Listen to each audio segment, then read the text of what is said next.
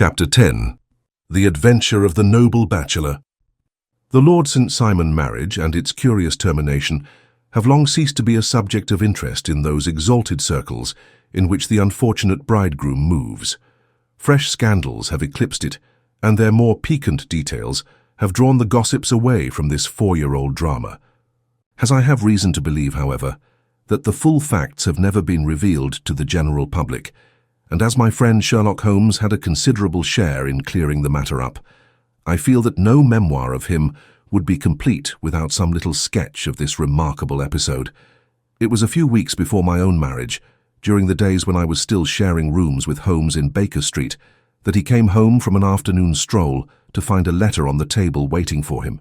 I had remained indoors all day, for the weather had taken a sudden turn to rain, with high autumnal winds, and the Jezail bullet which I had brought back in one of my limbs as a relic of my Afghan campaign throbbed with dull persistence. With my body in one easy chair and my legs upon another, I had surrounded myself with a cloud of newspapers, until at last, saturated with the news of the day, I tossed them all aside and lay listless, watching the huge crest and monogram upon the envelope upon the table, and wondering lazily who my friend's noble correspondent could be. "Here is a very fashionable epistle," I remarked as he entered. "Your morning letters, if I remember right, were from a fishmonger and a tide-waiter." "Yes, my correspondence has certainly the charm of variety," he answered, smiling, "and the humbler are usually the more interesting. This looks like one of those unwelcome social summonses which call upon a man either to be bored or to lie." He broke the seal and glanced over the contents. "Oh, come. It may prove to be something of interest after all." "Not social, then?" "No, distinctly professional, and from a noble client, one of the highest in England." "My dear fellow, I congratulate you.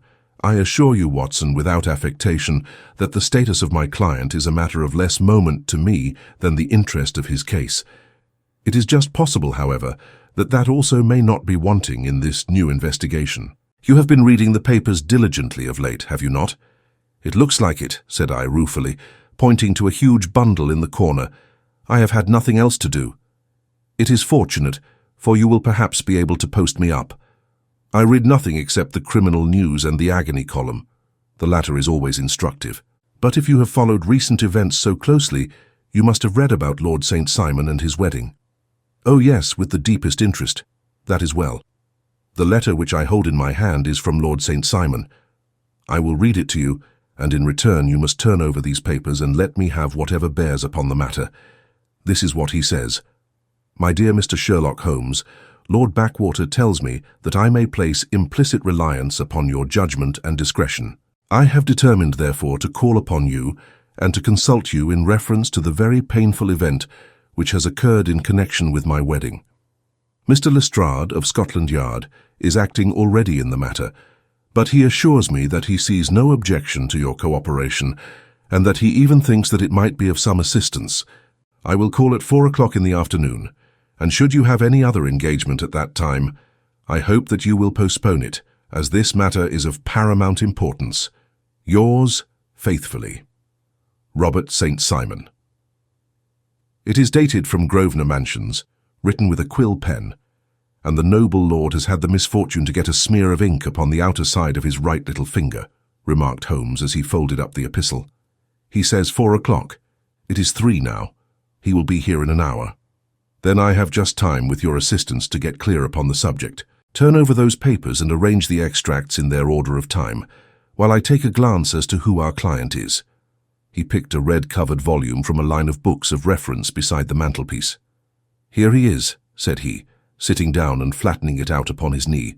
"Lord Robert Walsingham de Vere St. Simon, second son of the Duke of Balmoral. Arms, azure, 3 caltrops in chief over a fess sable, born in 1846.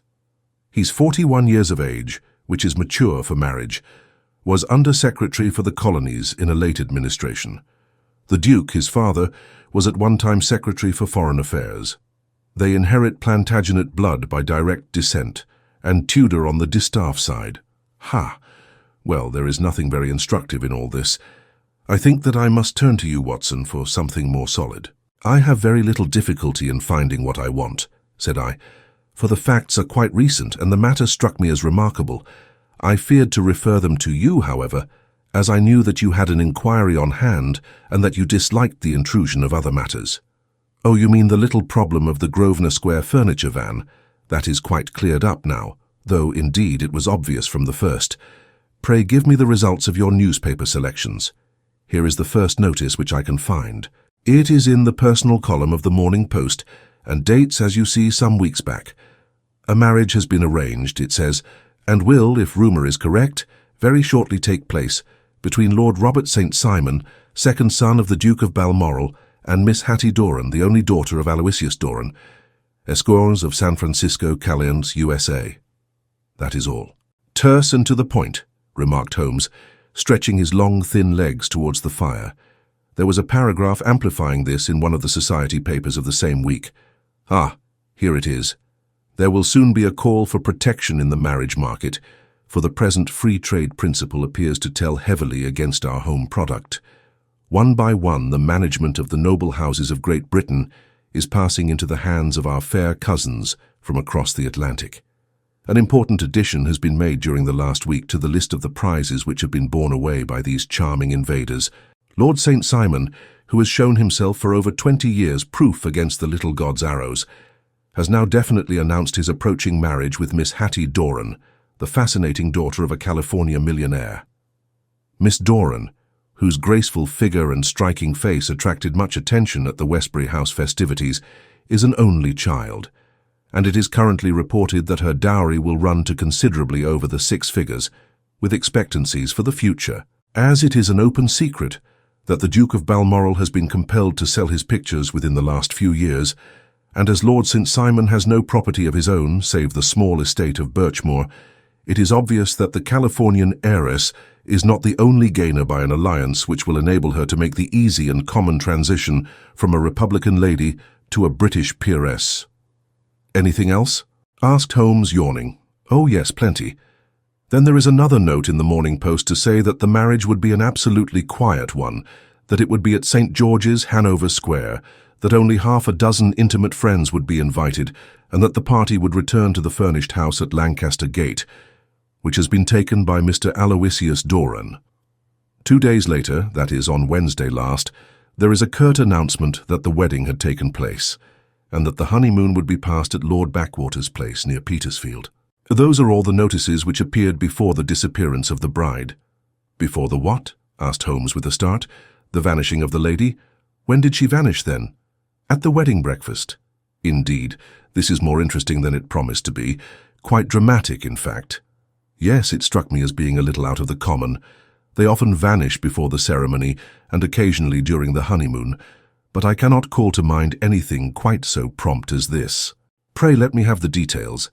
I warn you that they are very incomplete. Perhaps we may make them less so. Such as they are set forth in a single article of a morning paper of yesterday, which I will read to you. It is headed, Singular Occurrence at a Fashionable Wedding.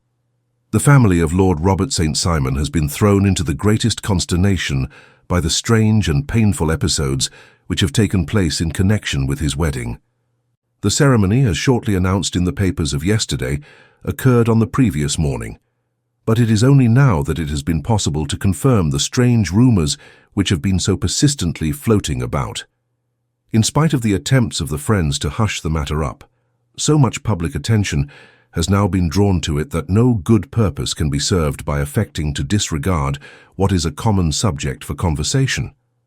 The ceremony, which was performed at St. George's, Hanover Square, was a very quiet one, no one being present save the father of the bride, Mr. Aloysius Doran, the Duchess of Balmoral, Lord Backwater, Lord Eustace, and Lady Clara St. Simon, the younger brother and sister of the bridegroom, and Lady Alicia Whittington.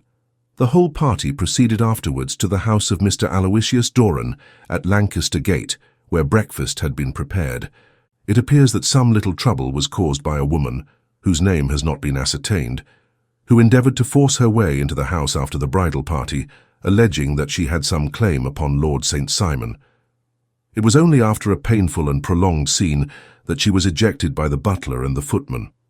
The bride, who had fortunately entered the house before this unpleasant interruption, had sat down to breakfast with the rest, when she complained of a sudden indisposition and retired to her room.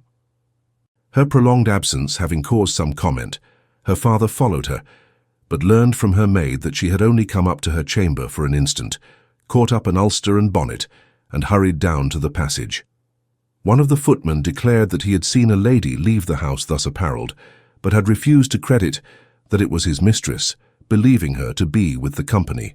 On ascertaining that his daughter had disappeared, Mr. Aloysius Doran, in conjunction with the bridegroom, instantly put themselves in communication with the police, and very energetic inquiries are being made, which will probably result in a speedy clearing up of this very singular business.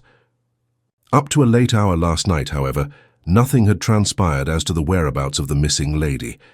There are rumors of foul play in the matter, and it is said that the police have caused the arrest of the woman who had caused the original disturbance, in the belief that from jealousy or some other motive, she may have been concerned in the strange disappearance of the bride. And is that all? Only one little item in another of the morning papers, but it is a suggestive one.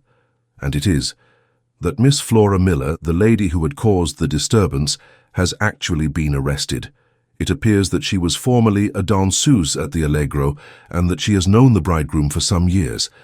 There are no further particulars, and the whole case is in your hands now, so far as it has been set forth in the public press. And an exceedingly interesting case it appears to be. I would not have missed it for worlds. But there is a ring at the bell, Watson, and as the clock makes it a few minutes after 4, I have no doubt that this will prove to be our noble client. Do not dream of going, Watson, for I very much prefer having a witness, if only as a check to my own memory. Lord Robert St. Simon, announced our page boy, throwing open the door. A gentleman entered with a pleasant, cultured face, high-nosed and pale, with something perhaps of petulance about the mouth, and with the steady, well-opened eye of a man whose pleasant lot it had ever been to command and to be obeyed. His manner was brisk, and yet his general appearance gave an undue impression of age, for he had a slight forward stoop and a little bend of the knees as he walked. His hair, too, as he swept off his very curly-brimmed hat, was grizzled round the edges and thin upon the top. As to his dress, it was careful to the verge of foppishness, with high collar, black frock-coat, white waistcoat, yellow gloves, patent leather shoes, and light-coloured gaiters. He advanced slowly into the room, turning his head from left to right, and swinging in his right hand the cord which held his golden eyeglasses. "Good day, Lord St. Simon," said Holmes, rising and bowing. "Pray take the basket chair. This is my friend and colleague Dr. Watson. Draw up a little to the fire and we will talk this matter over." "A most painful matter to me, as you can most readily imagine, Mr. Holmes. I have been cut to the quick. I understand that you have already managed several delicate cases of this sort, sir, though I presume that they were hardly from the same class of society." "No, I am descending. I beg pardon. My last client of the sort was a king." "Oh, really? I had no idea. And which king? The King of Scandinavia? What, had he lost his wife?" "You can understand," said Holmes suavely, "that I extend to the affairs of my other clients the same secrecy which I promised to you in yours." "Of course. Very right. Very right. I'm sure I beg pardon. As to my own case, I am ready to give you any information which may assist you in forming an opinion. Thank you. I have already learned all that is in the public prints, nothing more. I presume that I may take it as correct. This article, for example, as to the disappearance of the bride." Lord St. Simon glanced over it. "Yes, it is correct as far as it goes, but it needs a great deal of supplementing before anyone could offer an opinion. I think that I may arrive at my facts most directly by questioning you. Pray do so. When did you first meet Miss Hattie Doran?" "In San Francisco a year ago." "You were traveling in the States?" "Yes." "Did you become engaged then?" "No." "But you were on a friendly footing?" "I was amused by her society, and she could see that I was amused." "Her father is very rich?" "He is said to be the richest man on the Pacific slope. And how did he make his money?" "In mining. He had nothing a few years ago. Then he struck gold, invested it, and came up by leaps and bounds. Now, what is your own impression as to the young ladies, your wife's character?" The nobleman swung his glasses a little faster and stared down into the fire. "You see, Mr. Holmes," said he, "my wife was 20 before her father became a rich man. During that time she ran free in a mining camp and wandered through woods or mountains, so that her education has come from nature rather than from the schoolmaster. She is what we call in England a tomboy, with a strong nature, wild and free, unfettered by any sort of traditions. She is impetuous, volcanic, I was about to say. She is swift in making up her mind and fearless in carrying out her resolutions. On the other hand, I would not have given her the name which I have the honor to bear. He gave a little stately cough. Had I not thought her to be at bottom a noble woman. I believe that she is capable of heroic self-sacrifice, and that anything dishonorable would be repugnant to her. Have you her photograph? I brought this with me. He opened a locket and showed us the full face of a very lovely woman. It was not a photograph but an ivory miniature, and the artist had brought out the full effect of the lustrous black hair, the large dark eyes, and the exquisite mouth. Holmes gazed long and earnestly at it. Then he closed the locket and handed it back to Lord St. Simon. The young lady came to London then, and you renewed your acquaintance. Yes, her father brought her over for this last London season. I met her several times, became engaged to her, and have now married her. She brought, I understand, a considerable dowry. A fair dowry, not more than is usual in my family. And this, of course, remains to you, since the marriage is a fait accompli. I really have made no inquiries on the subject. Very naturally not. Did you see Miss Doran on the day before the wedding? Yes. Was she in good spirits? Never better. She kept talking of what we should do in our future lives. Indeed, that is very interesting. And on the morning of the wedding, she was as bright as possible, at least until after the ceremony. And did you observe any change in her then? Well, to tell the truth, I saw then the first signs that I had ever seen, that her temper was just a little sharp. The incident, however, was too trivial to relate and can have no possible bearing upon the case. Pray let us have it for all that. Oh, it is childish. She dropped her bouquet as we went towards the vestry. She was passing the front pew at the time, and it fell over into the pew. There was a moment's delay, but the gentleman in the pew handed it up to her again, and it did not appear to be the worse for the fall. Yet when I spoke to her of the matter, she answered me abruptly, and in the carriage on our way home, she seemed absurdly agitated over this trifling cause. Indeed, you say that there was a gentleman in the pew. Some of the general public were present then? Oh, yes. It is impossible to exclude them when the church is open. This gentleman was not one of your wife's friends. No, I call him a gentleman by courtesy, but he was quite a common-looking person. I hardly noticed his appearance, but really I think that we are wandering rather far from the point.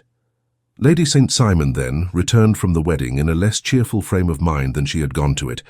What did she do on re-entering her father's house? I saw her in conversation with her maid.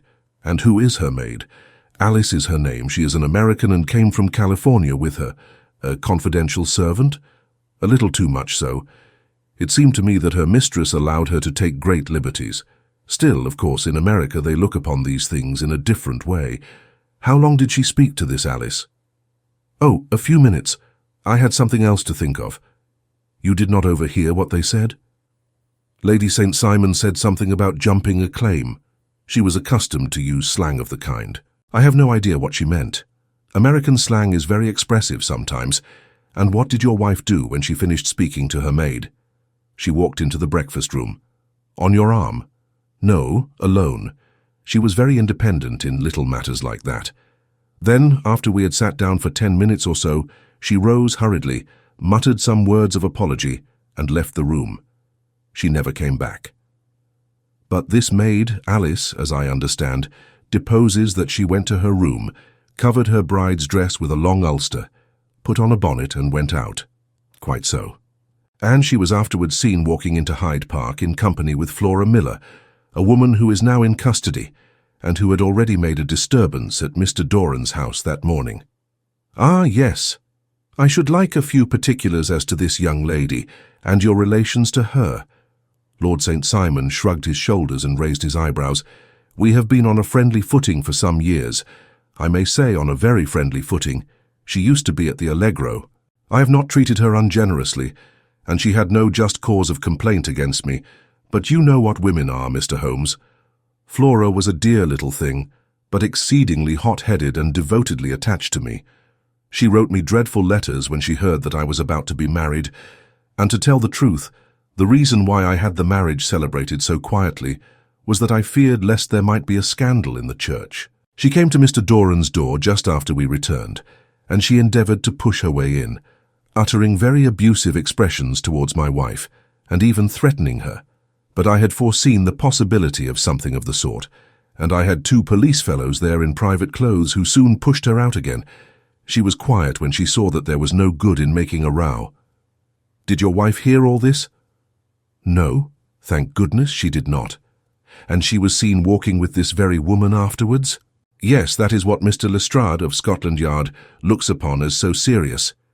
It is thought that Flora decoyed my wife out and laid some terrible trap for her. Well, it is a possible supposition. You think so too? I did not say a probable one. But you do not yourself look upon this as likely? I do not think Flora would hurt a fly.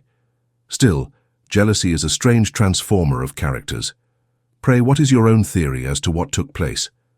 Well, really, I came to seek a theory, not to propound one. I have given you all the facts.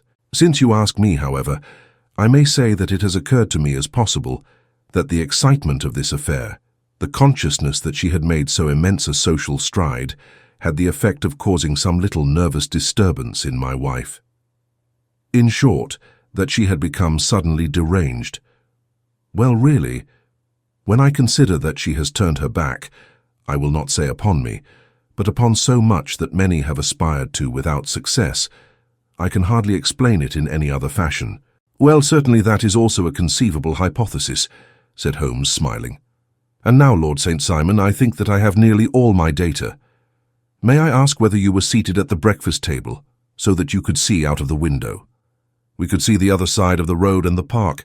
Quite so, then I do not think that I need to detain you longer. I shall communicate with you. Should you be fortunate enough to solve this problem, said our client, rising. I have solved it, eh? What was that? I say that I have solved it. Where, then, is my wife? That is a detail which I shall speedily supply. Lord St. Simon shook his head. I'm afraid that it will take wiser heads than yours or mine, he remarked, and bowing in a stately, old-fashioned manner, he departed. It is very good of Lord St. Simon to honour my head by putting it on a level with his own, said Sherlock Holmes, laughing. I think that I shall have a whisky and soda and a cigar after all this cross-questioning. I had formed my conclusions as to the case before our client came into the room. My dear Holmes, I have notes of several similar cases, though none, as I remarked before, which were quite as prompt. My whole examination served to turn my conjecture into a certainty. Circumstantial evidence is occasionally very convincing, as when you find a trout in the milk, to quote Thoreau's example. But I have heard all that you have heard, without, however, the knowledge of pre-existing cases which serves me so well.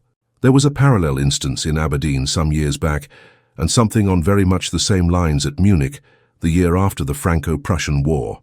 It is one of these cases, but, hello, here is Lestrade. Good afternoon, Lestrade. You will find an extra tumbler upon the sideboard, and there are cigars in the box. The official detective was attired in a pea jacket and cravat, which gave him a decidedly nautical appearance, and he carried a black canvas bag in his hand. With a short greeting, he seated himself and lit the cigar which had been offered to him. "What's up, then?" asked Holmes with a twinkle in his eye. "You look dissatisfied." "And I feel dissatisfied. It is this infernal St. Simon marriage case. I can make neither head nor tail of the business." "Really, you surprise me. Whoever heard of such a mixed affair? Every clue seems to slip through my fingers. I have been at work upon it all day. And very wet it seems to have made you," said Holmes, laying his hand upon the arm of the pea jacket. "Yes, I have been dragging the Serpentine." "In heaven's name, what for?" "In search of the body of Lady St. Simon." Sherlock Holmes leaned back in his chair and laughed heartily. "Have you dragged the basin of Trafalgar Square fountain?" he asked. "Why? What do you mean?" "Because you have just as good a chance of finding this lady in the one as in the other." Lestrade shot an angry glance at my companion. "I suppose you know all about it," he snarled. "Well, I have only just heard the facts, but my mind is made up." "Oh, indeed. Then you think that the Serpentine plays no part in the matter?" "I think it very unlikely." "Then perhaps you will kindly explain how it is that we found this in it." He opened his bag as he spoke and tumbled onto the floor a wedding dress of watered silk. a pair of white satin shoes and a bride's wreath and veil, all discoloured and soaked in water. "There," said he, putting a new wedding ring upon the top of the pile. "There is a little nut for you to crack, Master Holmes." "Oh, indeed," said my friend, blowing blue rings into the air. "You dragged them from the Serpentine?" "No. They were found floating near the margin by a park-keeper. They have been identified as her clothes, and it seemed to me that if the clothes were there, the body would not be far off. By the same brilliant reasoning, every man's body is to be found in the neighbourhood of his wardrobe, and pray what did you hope to arrive at through this?" "At some evidence implicating Flora Miller in the disappearance. I am afraid that you will find it difficult." "Are you indeed now?" cried Lestrade with some bitterness. "I am afraid, Holmes, that you are not very practical with your deductions and your inferences. You have made 2 blunders in as many minutes. This dress does implicate Miss Flora Miller." "And how?" "In the dress is a pocket. In the pocket is a card case. In the card case is a note. And here is the very note." He slapped it down upon the table in front of him. "Listen to this. You will see me when all is ready. Come at once. F.H.M."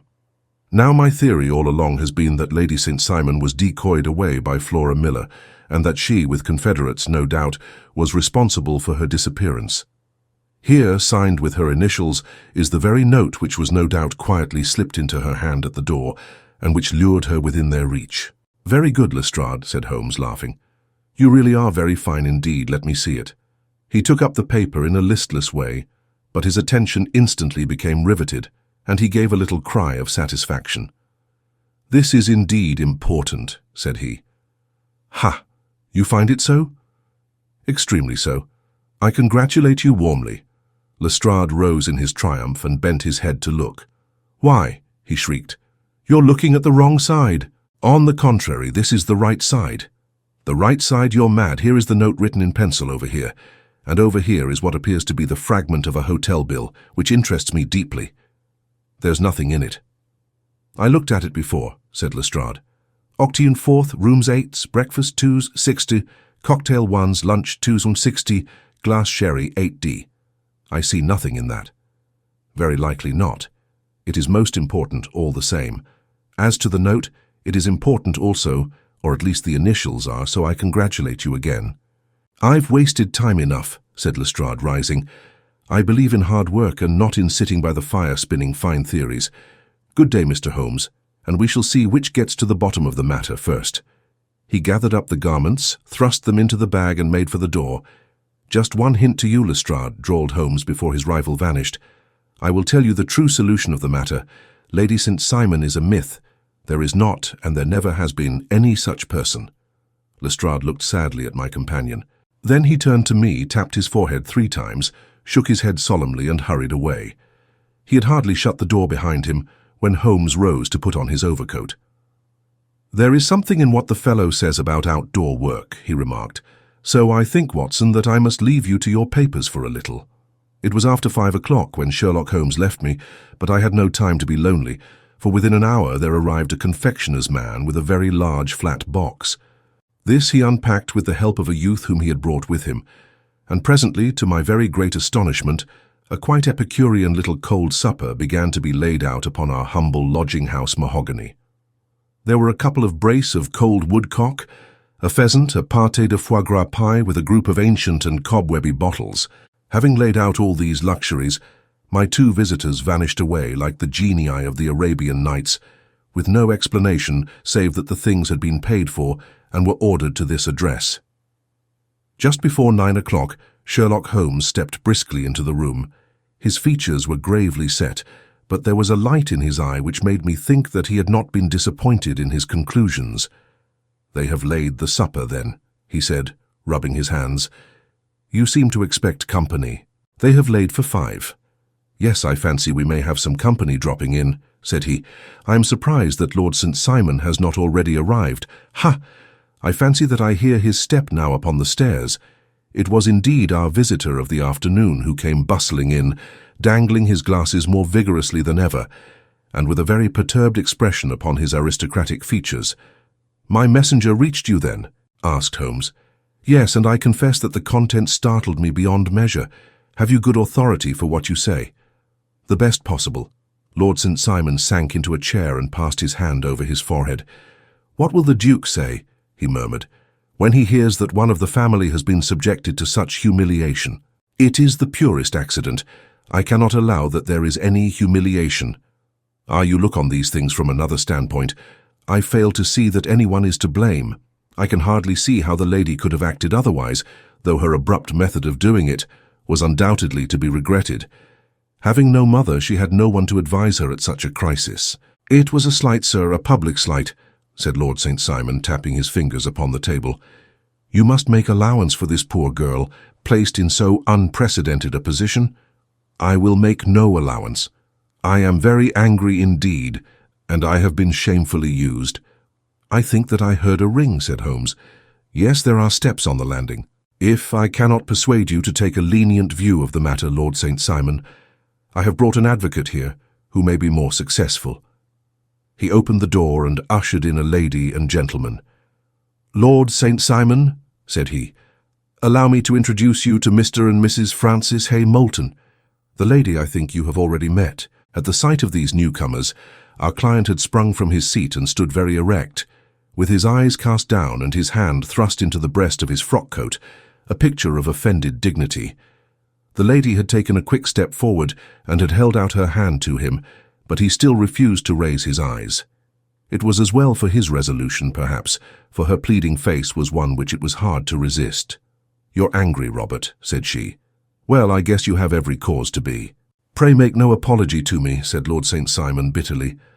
"Oh yes, I know that I have treated you real bad, and that I should have spoken to you before I went. But I was kind of rattled, and from the time when I saw Frank here again, I just didn't know what I was doing or saying. I only wonder I didn't fall down and do a faint right there before the altar. Perhaps, Mrs. Moulton, you would like my friend and me to leave the room while you explain this matter." "If I may give an opinion," remarked the strange gentleman, "we've had just a little too much secrecy over this business already. For my part, I should like all Europe and America to hear the rights of it." He was a small, wiry, sunburnt man, clean-shaven, with a sharp face and alert manner. "Then I'll tell our story right away," said the lady. "Frank here and I met in '84 in Macquare's camp near the Rockies, where Pa was working a claim. We were engaged to each other, Frank and I. But then one day, Father struck a rich pocket and made a pile, while poor Frank here had a claim that petered out and came to nothing. The richer Pa grew, the poorer was Frank. So at last Pa wouldn't hear of our engagement lasting any longer, and he took me away to Frisco. Frank wouldn't throw up his hand, though, so he followed me there and he saw me without Pa knowing anything about it. It would only have made him mad to know, so we just fixed it all up for ourselves. Frank said that he would go and make his pile too, and never come back to claim me until he had as much as Pa. So then I promised to wait for him to the end of time, and pledged myself not to marry anyone else while he lived. "Why shouldn't we be married right away then?" said he. "And then I will feel sure of you, and I won't claim to be your husband until I come back." Well, we talked it over, and he had fixed it all up so nicely, with a clergyman all ready and waiting, that we just did it right there. And then Frank went off to seek his fortune, and I went back to Pa. The next I heard of Frank was that he was in Montana, and then he went prospecting in Arizona, and then I heard of him from New Mexico. After that came a long newspaper story about how a miners' camp had been attacked by Apache Indians, and there was my Frank's name among the killed. I fainted dead away, and I was very sick for months after. Pa thought I had a decline and took me to half the doctors in Frisco. Not a word of news came for a year and more, so that I never doubted that Frank was really dead.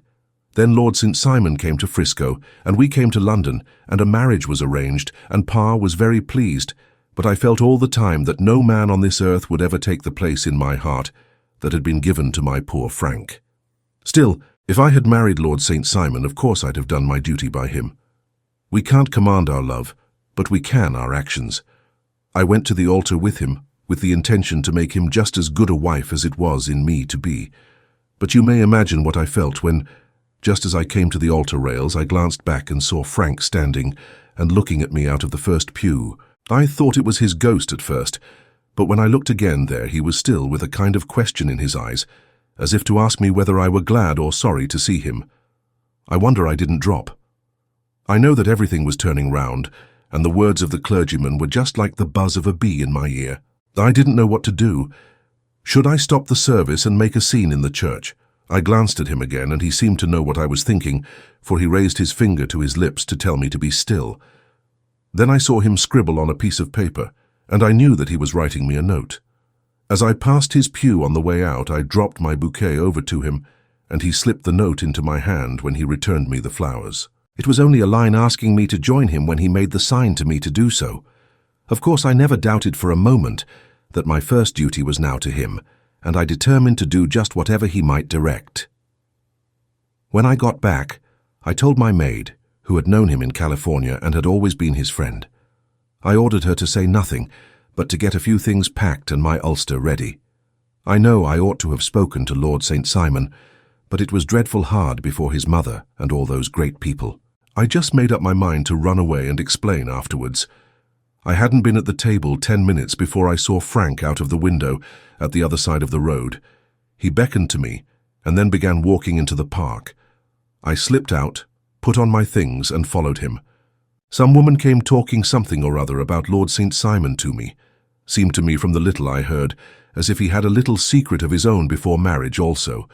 But I managed to get away from her and soon overtook Frank. We got into a cab together, and away we drove to some lodgings he had taken in Gordon Square, and that was my true wedding after all those years of waiting.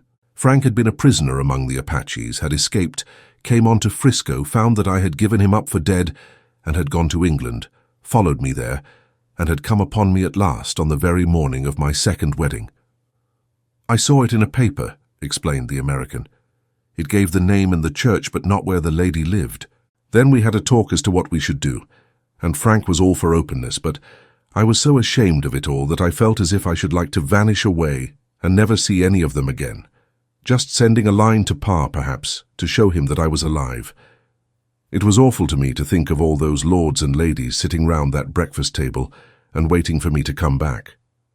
So Frank took my wedding clothes and things and made a bundle of them, so that I should not be traced, and dropped them away somewhere where no one could find them. It is likely that we should have gone on to Paris tomorrow, only that this good gentleman, Mr. Holmes, came round to us this evening, though how he found us is more than I can think, and he showed us very clearly and kindly that I was wrong, and that Frank was right, and that we should be putting ourselves in the wrong if we were so secret. Then he offered to give us a chance of talking to Lord St. Simon alone, and so we came right away round to his rooms at once. Now, Robert, you have heard it all, and I am very sorry if I have given you pain, and I hope that you do not think very meanly of me. Lord St. Simon had by no means relaxed his rigid attitude, but had listened with a frowning brow and a compressed lip to this long narrative. "Excuse me," he said, "but it is not my custom to discuss my most intimate personal affairs in this public manner. Then you won't forgive me? You won't shake hands before I go?" "Oh, certainly, if it would give you any pleasure." He put out his hand and coldly grasped that which she extended to him. "I had hoped," suggested Holmes, "that you would have joined us in a friendly supper." "I think that there you ask a little too much," responded his lordship. "I may be forced to acquiesce in these recent developments, but I can hardly be expected to make merry over them. I think that with your permission, I will now wish you all a very good night." He included us all in a sweeping bow and stalked out of the room. "Then I trust that you at least will honor me with your company," said Sherlock Holmes. "It is always a joy to meet an American, Mr. Moulton, for I am one of those who believe that the folly of a monarch and the blundering of a minister in far-gone years will not prevent our children from being some-day citizens of the same worldwide country under a flag which shall be a quartering of the Union Jack with the stars and stripes." "The case has been an interesting one," remarked Holmes when our visitors had left us, "because it serves to show very clearly how simple the explanation may be of an affair which at first sight seems to be almost inexplicable. Nothing could be more natural than the sequence of events as narrated by this lady, and nothing stranger than the result when viewed, for instance, by Mr. Lestrade of Scotland Yard." "You were not yourself at fault at all, then?" "From the first, two facts were very obvious to me. The one that the lady had been quite willing to undergo the wedding ceremony, the other that she had repented of it within a few minutes of returning home. Obviously something had occurred during the morning then to cause her to change her mind. What could that something be? She could not have spoken to anyone when she was out, for she had been in the company of the bridegroom. Had she seen someone then? If she had, it must be someone from America, because she had spent so short a time in this country that she could hardly have allowed anyone to acquire so deep an influence over her that the mere sight of him would induce her to change her plans so completely. You see, we have already arrived by a process of exclusion at the idea that she might have seen an American. Then who could this American be, and why should he possess so much influence over her? It might be a lover, it might be a husband. Her young womanhood had, I knew, been spent in rough scenes and under strange conditions. So far I had got before I ever heard Lord St. Simon's narrative, when he told us of a man in a pew, of the change in the bride's manner, of so transparent a device for obtaining a note as the dropping of a bouquet, of her resort to her confidential maid, and of her very significant allusion to claim jumping, which in miners' parlance means taking possession of that which another person has a prior claim to. The whole situation became absolutely clear. She had gone off with a man, and the man was either a lover or was a previous husband, the chances being in favor of the latter. And how in the world did you find them? It might have been difficult, but friend Lestrade held information in his hands the value of which he did not himself know. The initials were, of course, of the highest importance, but more valuable still was it to know that within a week he had settled his bill at one of the most select London hotels. How did you deduce the select? By the select prices. 8 shillings for a bed and 8 pence for a glass of sherry pointed to one of the most expensive hotels. There are not many in London which charge at that rate. In the second one, which I visited in Northumberland Avenue, I learned by an inspection of the book that Francis H. Moulton, an American gentleman, had left only the day before, and on looking over the entries against him, I came upon the very items which I had seen in the duplicate bill.